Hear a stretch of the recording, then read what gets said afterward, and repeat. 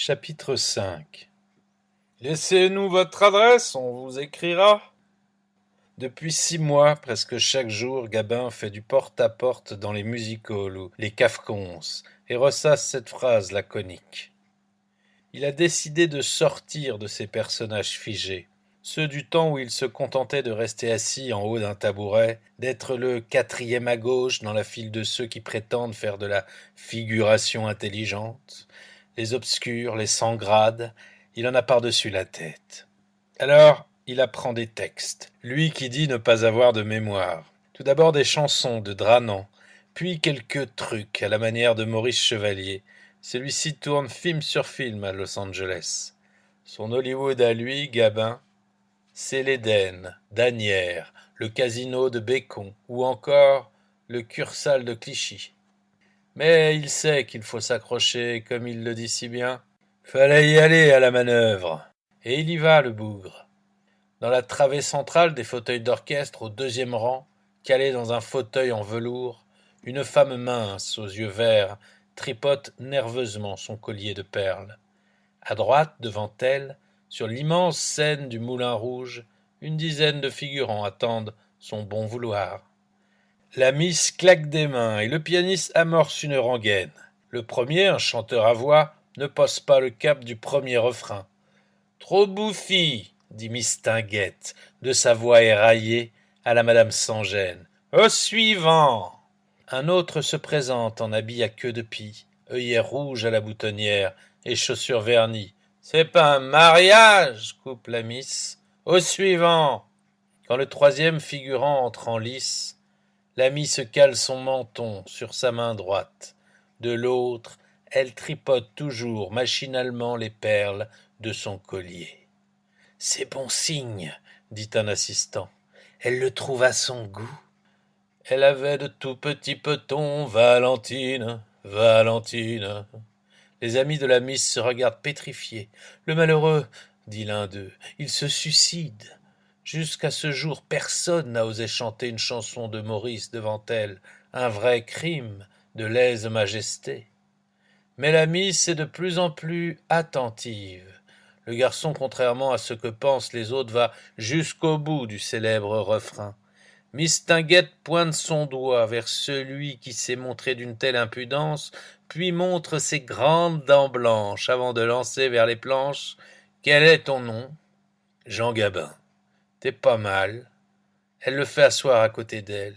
« Tu manques pas de culot pour oser chanter une chanson de mon Jules sous mon nez. » Puis elle ajoute « Remarque, il est plus bas que toi, plus grand, plus élégant, plus racé. » Gabin se lève agacé et lui lance « C'est tout, ouais, je peux m'en aller ?» Il se dirige déjà vers la sortie, laissant Miss Tinguette médusée.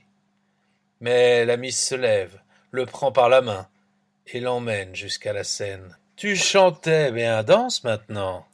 Puis elle lance quelques ordres brefs au régisseur. On affuble Gabin d'une casquette à carreaux, d'un foulard noué sur le côté du cou. Le pianiste égrène les premières mesures d'une java, tandis que la miss s'accroche aux épaules de Jean. Sans se démonter, Gabin fait claquer ses deux mains sur les fesses rondes de sa célèbre partenaire et marche en cadence au rythme de la java de Doudoune. C'est gagné pour lui. Miss Tinguette l'engage dans sa revue Paris qui tourne. Parmi les figurants retenus avec lui ce jour-là se trouve un petit maigre nommé Jacques Pils qui, plus tard, épousera Édith Piaf, et une jeune fille brune, Viviane Romance, avec lequel Jean Gabin tournera par la suite La Bandera et La Belle Équipe. Mais Jean ne se contente pas d'être engagé. Avec son sens des réalités, il discute fermement le montant de son salaire. Il exige 2000 par mois, en obtient 1200, à la seule condition qu'on lui en donne 3000 dans le mois qui vient. Et Miss Tinguette obtient satisfaction pour son protégé. Dans la revue, Jean se démène comme un beau diable.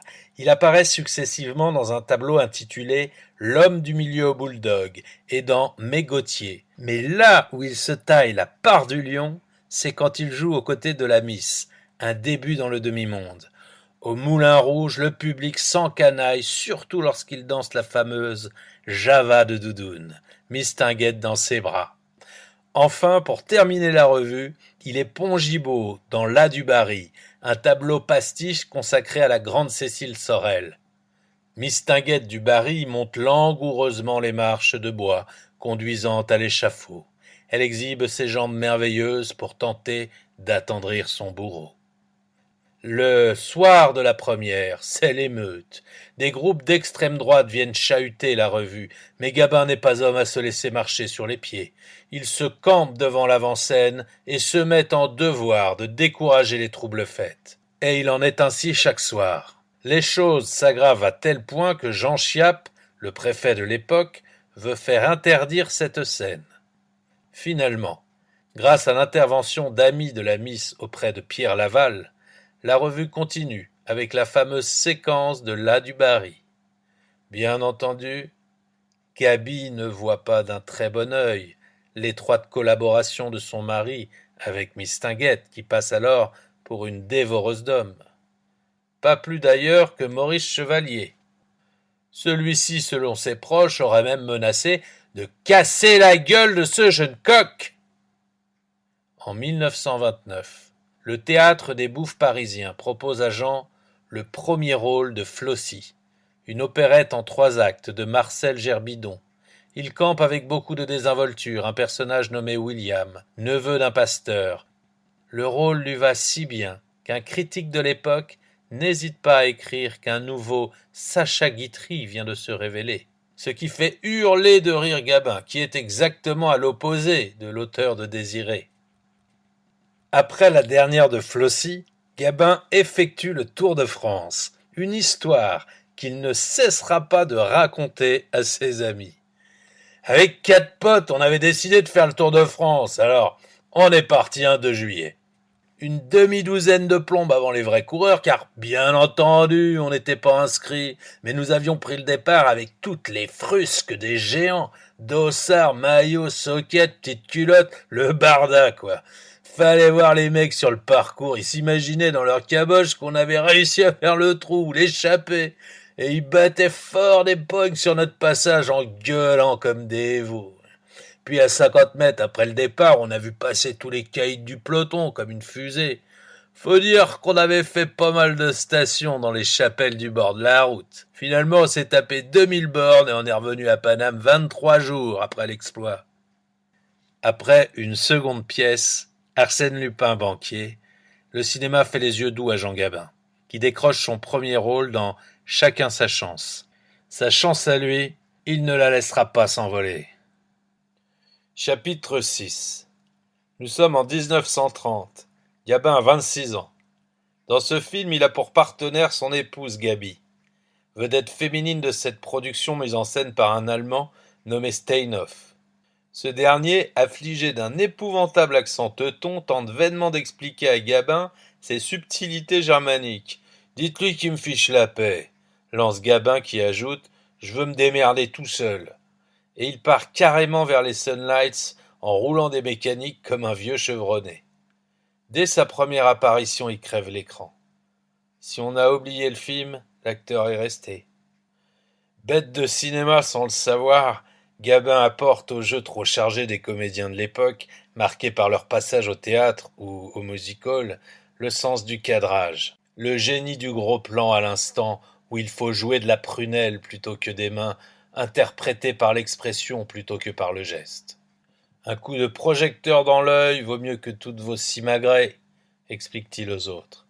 Dès lors, Gabin est atteint d'une sorte de fringale de jouer, d'une boulimie du cinéma, tel qu'il interprète 11 rôles successifs de 1931 à 1933.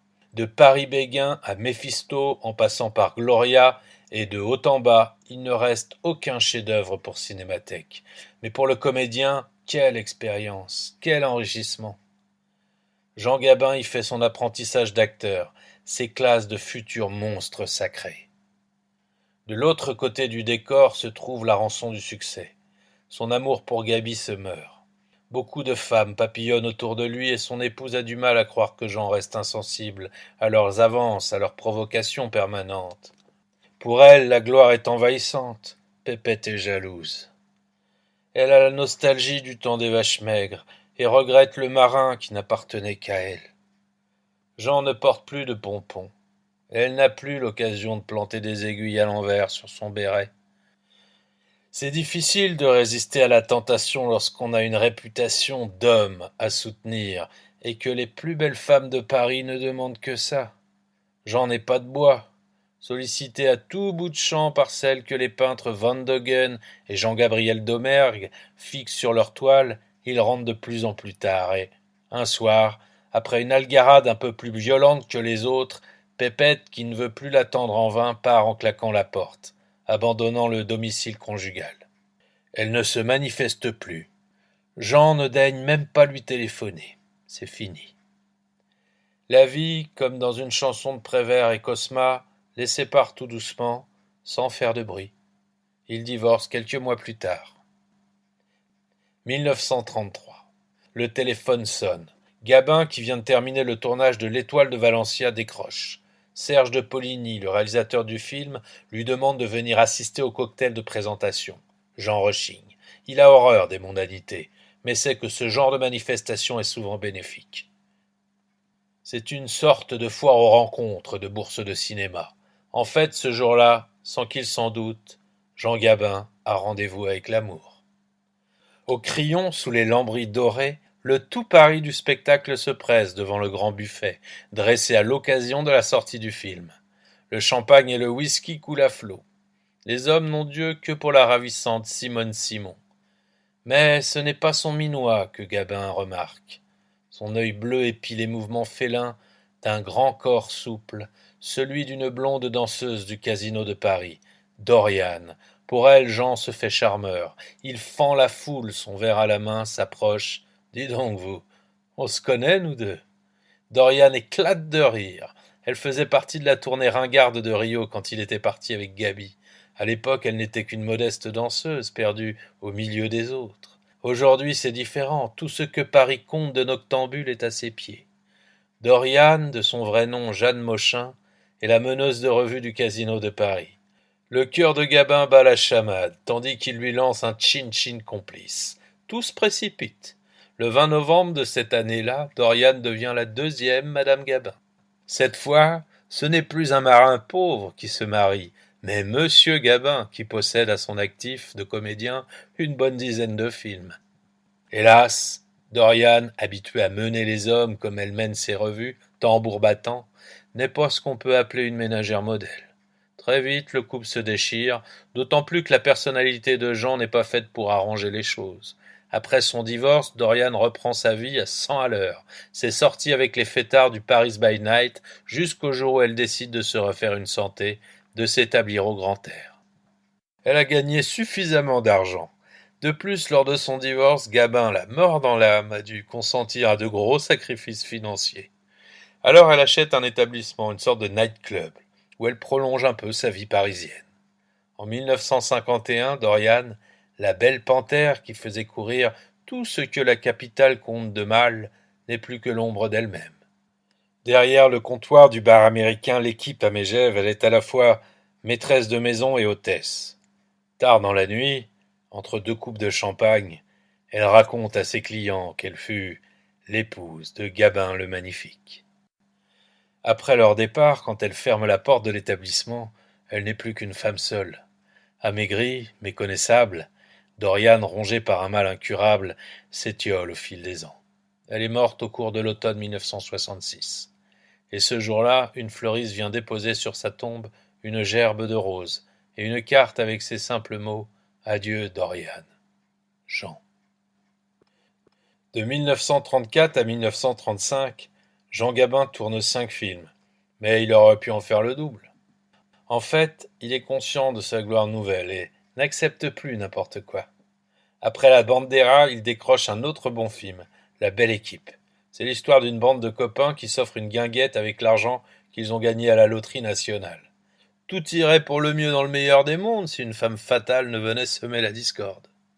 Cette femme fatale, c'est Viviane Romance, rencontrée 10 ans plus tôt sur les planches du Moulin Rouge, alors qu'il dansait avec la mise dans la revue Paris qui tourne.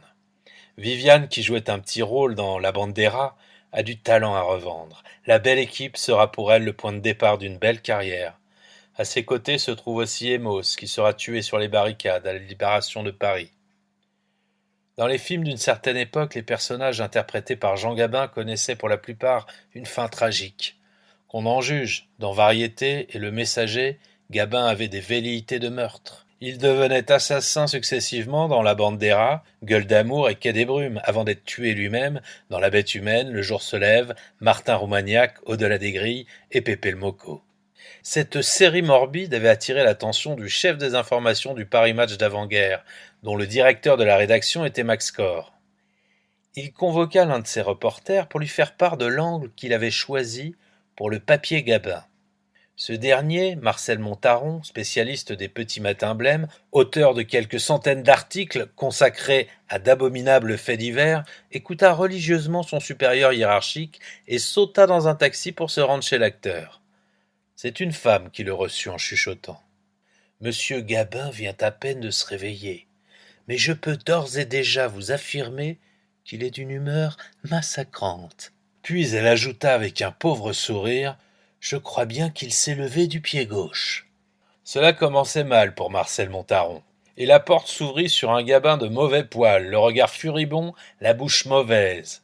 Au fur et à mesure que Montaron débitait son laïus, le sourcil de l'acteur se fronçait, puis il explosa. « Alors, vous voulez me faire dire que je suis tout juste bon à jouer les assassins, et que dans le cas contraire je n'accepte pas d'autres scénarios ?» Montaron se faisait de plus en plus petit dans son fauteuil, mais opina du bonnet. « Eh bien, vous pouvez dire à votre canard, rugit Gabin, en tendant son index menaçant, que ça se passera pas comme ça. Une seule ligne là-dessus et vous aurez de mes nouvelles. » Puis il tourna les talons et disparut. À son retour, Montaron expliqua à son patron la colère de Gabin.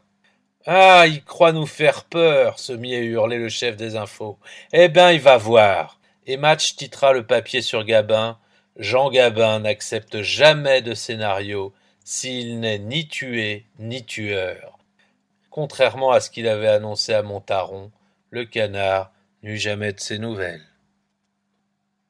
Chapitre 7. Alors, Robert, t'es descendu de ta croix ? Jean vient de reconnaître son copain Robert le Vigan, qui interprétait le rôle du Christ dans le Golgotha de Julien Duvivier. Dans le même film, lui jouait celui de Ponce Pilate. Et son ami Henri de Janson l'avait trouvé tellement drôle qu'il écrivit alors dans Le Canard enchaîné « Quant à Gabin, ce n'est pas du Golgotha qu'il a l'air de descendre, mais de la courtille. D'ailleurs, il s'en lave les pognes. » Le Vigan est fidèle au rendez-vous fixé par Julien Duvivier, ainsi que Pierre Renoir et Emos, et ce qu'il leur dit leur en fait tomber les bras. Vous allez suivre un stage de 2 mois à la Légion espagnole. Puis il leur montre le scénario de La Bande des Rats, tiré du roman de Macorlan. Tous sont emballés en acceptant le rôle en dépit du stage en question. En fait, ils devaient tourner des scènes dans le décor de la Légion espagnole sous un soleil torride. Les figurants étaient de vrais légionnaires. Les visages ruissellent, les chemises sont trempées de sueur. Le climat est très dur, mais la seule consolation de Gabin, c'est de tenir dans ses bras la star de ces années 30, la splendide Annabella. Autre souvenir, pas très agréable celui-là, son voyage en avion. Au retour, Duvivier, qui est pressé d'assister au premier rush de La Bande des Rats, demande à Gabin et à Pierre Renoir de prendre l'avion avec lui. Gabin n'est pas très chaud, car il n'aime pas ce genre d'engin. Justement, un Junker doit décoller de Barcelone pour faire escale à Marseille avant de repartir pour Stuttgart. Avant de franchir la passerelle et de s'engouffrer dans la carlingue, Gabin bougonne une dernière fois. « J'aime pas ces machines. » Et le Junker décolle du minuscule aéroport de Barcelone. La lourde carcasse passe près des arbres qui longent la piste, plonge vers la mer et rase les vagues. Parvenu à environ 20 mètres des falaises, l'avion se couche sur l'aile. « Moi, je me suis juré de plus jamais remonter dans un zinc, et j'ai tenu parole, » raconte Gabin à ses amis. Puis il ajoute « C'était pas au point à l'époque, ça l'est pas encore tellement maintenant. » Après La Bande des Rats, il retrouve Annabella dans Variété, réalisé par Nicolas Farkas, qui raconte le drame classique d'un trio de trapézistes, 2 hommes, lui et Fernand Graveille, amoureux de la même femme, Annabella. Le thème de ce film sera d'ailleurs repris quelques années plus tard et deviendra Trapèze, avec Ralph Vallone, Tony Curtis et Gina Lollobrigida. Encore une fois, difficile apprentissage, tout au moins pour Fernand Gravet, car Gabin a du biceps à revendre, et les trapèzes ne lui font pas peur. Pourtant, par sa faute, en plein tournage, il fait manquer sa réception à Fernand Gravet et Annabella chute lourdement au sol, se brise la cheville. Chaque jour, un fleuriste est chargé par Gabin d'apporter des fleurs à Annabella avec toujours la même carte. Pardon, Jean Gabin. Et cela durera jusqu'à ce que la star des années 30 reprenne sa place dans le film, qui finalement, en dépit des risques encourus, n'obtiendra qu'un succès d'estime. Chapitre 8. Depuis 3 ans, Jean Renoir sonne aux portes des maisons de production. Sous son bras, le manuscrit de La Grande Illusion, écrit en collaboration avec Charles Spack. Il a essayé avec les Français d'abord, avec les étrangers ensuite. Renoir croit à son histoire, mais il commence à désespérer. C'est alors que Gabin intervient, jette tout son poids, toute son influence dans la bataille, et finalement arrache l'affaire aux financiers impressionnés par sa belle confiance. La RAC, réalisation d'art cinématographique, accepte de produire La Grande Illusion. Si Gabin s'est battu avec autant d'acharnement pour imposer le scénario, c'est parce qu'il estime Jean Renoir. Il n'a pas tort. La Grande Illusion est un des sommets du cinéma. Jean Renoir a apporté un soin méticuleux à régler le moindre détail. Gabin joue le rôle de maréchal, un officier aviateur. Pour plus de vérité, Renoir lui apporte sa propre veste, celle qu'il portait en 14-18. Cela fera plus vrai, dit-il. Aux côtés de la script en titre, une jeune stagiaire qui s'appelle Françoise Giroud. Mais celui qui impressionne et éblouit Gabin, c'est Eric von Stroheim. Bon nombre d'acteurs se seraient contentés de personnages tels qu'ils étaient décrits par Charles Spack dans le scénario original. Ce n'était pas le cas d'Eric von Stroheim. Il voulait faire de l'officier von Rumpfenstein un officier prussien, plus vrai que nature, un élément représentatif de cette Allemagne qu'il détestait. Dans ce rôle, il se devait d'être tendre, snob, cruel et chevaleresque. Von Rumpfenstein était un ancien pilote devenu pratiquement le maton, le garde-chiourne d'une forteresse d'où il valait mieux ne pas tenter de s'évader. Le moment du tournage approchait. Stroheim, assis à califourchon sur une chaise, les yeux perdus vers le ciel, cherchait son personnage. Il lui fallait trouver l'astuce capable de donner à l'infirmité de l'officier teuton une présence constante, de provoquer même une certaine gêne vis-à-vis du public.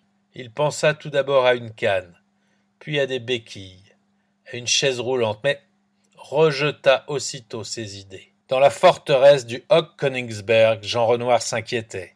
Le tournage était à 48 heures de son premier clap, et Stroheim cherchait toujours. C'est alors que l'Allemand se leva d'un bond. Il frappa son crâne rasé du plat de la main et demanda au régisseur où il pouvait se procurer un annuaire de téléphone de Colmar, la ville la plus proche. Fébrilement, il se mit à feuilleter l'annuaire des professionnels et passa son doigt sur la lettre P, celle des prothésistes. Ce qu'il lui fallait, c'était une Minerve, cette mentonnière de fer et de cuir qui permet à une colonne vertébrale brisée ou défaillante de rester rigide.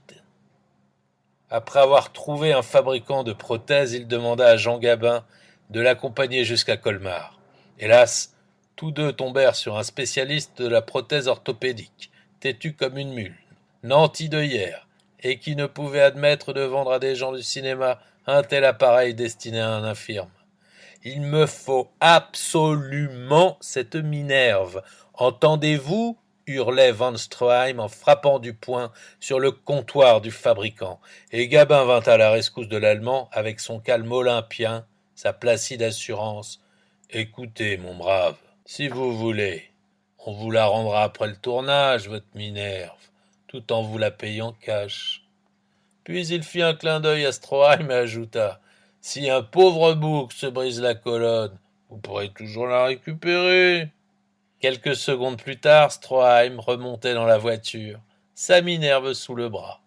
En arrivant à la forteresse, il s'enferma dans sa chambre. Quand il en ressortit, se souvient Renoir, c'était hallucinant. Avec sa Minerve rigide qui rendait son menton encore plus arrogant, Von Stroheim était devenu un véritable officier prussien de Guillaume II. La Minerve lui apportait ce côté gênant, malsain qu'il avait recherché, faisant de lui un personnage hors du commun. Jean Renoir se montra tellement impressionné qu'il rassembla tout le personnel sur le plateau pour admirer Stroheim. Le film, projeté à Paris au moment de l'exposition universelle en 1937, connut un succès triomphal, même auprès de la presse nazie qui, tout en déplorant la présence de von Stroheim anti-allemand notoire, considéra La Grande Illusion comme un chef-d'œuvre. Mais quelques mois plus tard, au Festival de Venise, le docteur Goebbels, chef de la propagande hitlérienne, entra dans une violente colère alors qu'il assistait à la projection. Il n'admettait pas cette caricature d'officier allemand campé par Stroheim, prétendait qu'il n'existait dans tout le territoire du Reich aucun officier de ce genre. Dans les années qui suivirent, les relations entre Gabin et Jean Renoir se détériorèrent. Il faut dire que Gabin reprochait au metteur en scène d'avoir choisi la nationalité américaine. Il lui arrivait de bougonner « Moi aussi je suis parti aux USA pour remplir mes contrats avec la Fox et Universal, mais quand il a fallu aller au casse-pipe, j'ai répondu « Présent ». Chapitre 9. Simone Roussel vient de fêter ses 18 ans. Elle ne s'appelle pas Michèle Morgan depuis bien longtemps. Elle a déjà tourné 3 films, mais le dernier, Orage, n'a pas emballé la critique, loin de là. Pourtant, aujourd'hui, Michèle Morgan se sent bien dans sa peau. Elle remonte les Champs-Élysées d'un pas alerte, sans prêter attention au regard des hommes qui s'attardent sur sa longue silhouette, vêtue de flanelle grise. Aujourd'hui, Michèle joue sa carrière. Marcel Carné, qui prépare Quai des Brumes, vient de lui téléphoner pour lui fixer un rendez-vous et lui présenter Jean Gabin. C'est Gabin qui a eu l'initiative de la rencontre. Il a assisté à la projection de Gribouille, où Morgan tient le rôle principal, et il a dit à Carnet « Cette môme, ça serait l'idéal. » Michèle a vu Pépé le Moco et La Grande Illusion, mais elle n'a jamais eu l'occasion de rencontrer Gabin, ailleurs que sur le grand écran. C'est déjà une vedette. Il a 34 ans. Il est beau, célèbre, et traîne derrière lui une solide réputation de séducteur. Je suis arrivée au Fouquet's, très intimidée, raconte-t-elle. Je me souviendrai toujours que c'était un mercredi, mais dès la première poignée de main, j'ai immédiatement ressenti l'évidente sympathie de Jean à mon égard. Sa main, c'était de la chaleur humaine. Je puisais mon assurance dans sa force et j'ai su que nous allions former une excellente équipe. Elle ajoute, je crois même que je l'ai trouvé timide. En fait, il l'était. Je l'ai su après. C'est d'ailleurs cette timidité qui explique le ton bourru qu'il adoptait parfois. Il s'enveloppait dans sa mauvaise humeur. C'était sa manière à lui de se dérober. Carnet est immédiatement emballé par le bout d'essai qu'il fait tourner à la jeune comédienne. Michèle s'y révéla bouleversante. Je ne sais pas si c'est le trac ou l'émotion, toujours est-il qu'à mon avis, elle s'y montra encore supérieure à ce qu'elle devait faire par la suite dans le film, raconte Marcel Carnet. Gabin aussi se montre tout feu tout flamme pour Michèle. Pendant le tournage de Quai des Brumes, lui, d'habitude si bourru, est gentil, voire prévenant avec sa partenaire. Toute l'équipe du film prend ses repas au Gros Tonneau, l'un des meilleurs restaurants du Havre à l'époque. Mais pour y accéder, il faut traverser l'une des rues les plus chaudes de la ville. Ces dames, il va de soi, font un triomphe à Jean. Mais il avait vite trouvé une astuce pour faire cesser ces manifestations de sympathie un peu trop bruyantes, raconte Marcel Carnet. Il se rendit plus au Gros Tonneau que Michèle Morgan pendue à son bras. Il la serrait même contre lui, d'une manière qui ne laissait place à aucune équivoque. Du moins, ces dames le crurent-elles. Aussi leur familiarité baissa d'un ton.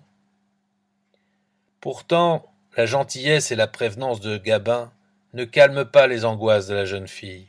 Chaque jour qui passe la rapproche de la scène du baiser, la première du genre dans sa carrière de comédienne. Gabin devine ses craintes et, entre deux prises de vue, il se moque gentiment de Michel avec son habilleuse. Crois-tu qu'elle saura? Elle est un peu jeune. Cette scène-là va sûrement la louper. Il faut dire que l'habilleuse Micheline Bonnet est la grande confidente de Gabin. C'est presque sa dame de compagnie. Quand il tourne, il ne la quitte pas d'une semelle. D'ailleurs, elle le connaît depuis toujours. Son mari, Max Bonnet, est un grand ami du propre père de Jean. Mais quand le jour J arrive, Gribouille donne à Pépé le Moco un tel baiser qu'il n'en revient pas. Il est vrai que j'étais tombée un peu amoureuse de lui, précise Michel Morgan. Marcel Carnet n'a pas oublié l'atmosphère du tournage. Lorsqu'on vit en groupe dans le même hôtel, déclare-t-il, et qu'on se connaît, on finit par ne plus rien ignorer de la vie intime de chacun. C'est ainsi que l'on s'aperçut, curieuse coïncidence, que nous vivions tous, sans exception ou presque, un moment intense de notre vie professionnelle. Cela allait de l'idylle toute neuve à la folle passion, en passant par les scènes de jalousie, voire de rupture. Il n'y avait pas de jour sans qu'on apprenne qu'un tel avait pour la première fois passé la nuit avec un tel, ou une telle, ou que cet autre avait été jusqu'à échanger des coups avec sa compagne. Cela créa un climat des plus curieux, mais dans le fond assez exaltant et propice à la création. Les baisers échangés pour les besoins de la cause n'en étaient que plus passionnés. Les gifles administrées avec plus de vigueur ressenties, avec plus de rage intérieure, raconte Marcel Carnet. Lorsque le film sort, en 1938, la délicate Nelly, sanglée dans son ciré noir et coiffée de son béret basque, entre dans la légende. Avec Jean le dur, l'homme fort, ils forment le couple idéal. Leur rencontre sur les pavés luisants du Havre va en faire le couple numéro 1 du cinéma français. Quai des Brumes, c'est la gloire. Pourtant le film fait scandale. C'était à l'époque une sorte de film révolutionnaire, raconte Carnet, tant dans son esprit que dans sa forme. À ce moment-là, les écrans regorgeaient de comédies musicales ou non, brillantes, ensoleillées ou grouillantes de figuration, et voilà que j'arrivais avec ma boîte de nuit vide, ma brume, ma grisaille, mon pavé mouillé, et mon réverbère par-dessus le marché, se souvient Marcel Carnet. Il a fallu d'ailleurs toute la tranquille conviction de Gabin pour que le producteur, un certain Rabinovitch, accepte de tourner le film. Je le revois encore, derrière son bureau, se souvient Marcel Carnet, feuilletant avec fébrilité le scénario, arrachant presque les pages dans sa fureur. C'était sale, tout était sale, le baiser entre les deux roulottes, le suicide du peintre, la paire de gifles sur le port, la scène d'amour dans la chambre d'hôtel, le meurtre de Zabel. Il n'était pas possible que Missier Gabin, un aussi grand acteur, puisse aimer une telle histoire. Pris d'une inspiration subite, joignant le geste à la parole, il s'était emparé du téléphone afin d'appeler Gabin à la rescousse, du moins le croyait-il. En effet, à peine avait-il exposé ses griefs à celui-ci qu'il s'entendit répondre, d'une voix calme un peu traînante, « Moi j'aime bien, et je crois qu'on peut faire un bon film. » Il n'empêche que dans certains milieux, on continue de trouver le sujet décadent et malsain. Le fait que le film soit choisi pour représenter la France au Festival de Venise provoque des remous. René Jeanne, délégué officiel de la France en tant que journaliste, proteste violemment dans Ciné Combat. Pépé le Moco, Quai des Brumes, mauvaise propagande. Plus tard on affirmera « c'est la faute à Quai des Brumes si nous avons perdu la guerre ». Mais Gabin, lui, considère qu'il n'a rien à voir dans cette histoire. La célèbre réplique qu'il lance à Michel Morgan court déjà sur toutes les lèvres. « T'as de beaux yeux, tu sais. » C'est devenu le leitmotiv de toute une génération d'amoureux. Gabin est désormais un comédien consacré. On se l'arrache. Déjà Jean Renoir vient de lui proposer La bête humaine. Le sujet emballe littéralement Jean. Enfant, il rêvait d'être aux commandes d'une locomotive. Là, il va s'en donner à cœur joie. Gabin passe des jours entiers dans une vraie locomotive en compagnie de vrais mécaniciens. Son partenaire, Julien Carrette, apprend à casser le charbon et à charger le foyer. Cela ne l'empêchera pas, lors du tournage, de manquer être arraché à la locomotive par le déplacement d'air, 120 km à l'époque. Un jour enfin, Jean Gabin conduit seul son engin, la Lison, et le syndicat des cheminots lui offre une burette d'honneur. Il la reçoit des mains même de Sémar, ce héros qui sera fusillé par les Allemands pendant l'occupation. Quant au film, il connaît un immense succès. Les rôles succèdent aux rôles, et Gabin se hausse au niveau des plus grands. En 1939, il tourne Le Récif de corail, où il retrouve Michel Morgan, puis c'est Le Jour se lève, aux côtés d'Arletty et de Jules Berry. Dans Le Jour se lève, raconte Jeanne Vita, la fameuse scène où Gabin hurle à la fenêtre de sa chambre était pour lui très difficile à tourner. Il était obligé de boire pour se mettre dans un état d'énervement qui lui permettait de ressentir une sorte de fureur intérieure, une sorte de transe, état qui est exactement le contraire de son caractère réel. C'est donc vraiment le comédien dans toute l'acceptation du terme. La même année, enfin, c'est Remorque, de Jean Grémillon. On fait un pont d'or à Gabin. Pour ce film, il touchera un cachet d'1 million de francs, alors qu'à la même époque, le grand Rému ne percevait que 600 000 francs pour un premier rôle. Sa partenaire, encore et toujours, Michel Morgan. Comme le dit Jacqueline Cartier dans François, Gabin s'est séparé de sa femme. Il est libre et au sommet de sa gloire.